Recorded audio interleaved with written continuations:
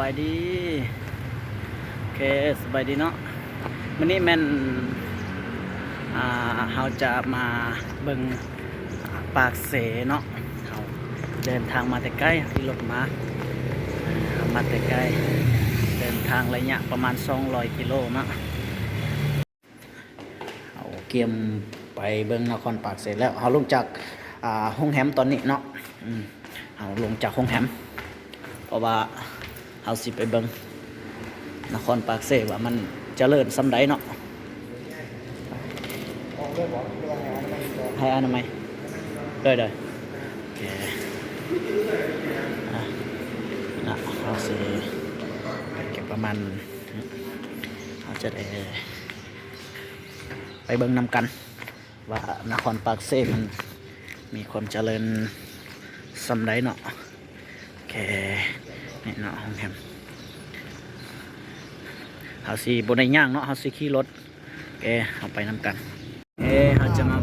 เบิ่งนำกันนครปากเสเป็นจังได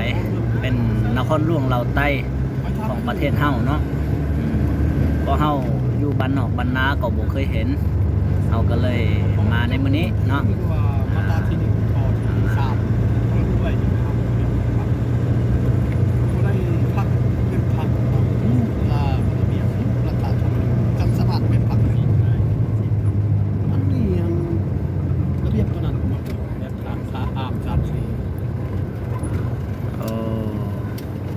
รถหลายขนาดเขายอมกว่าเดี๋ยวนี้อยู่บ้านสร้างใหม่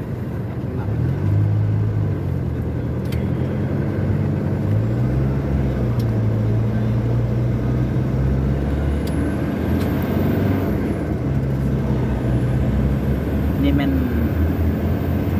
เข้านครปากเสแล้วเนาะประเทศลาวเฮาก็เจริญหลาย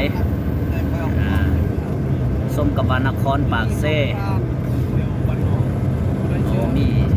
จราจรเนาะโอเค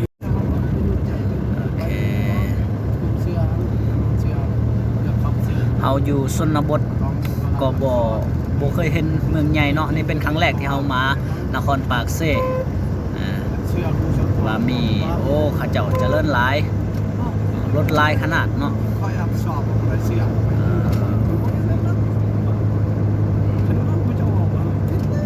สวยงาม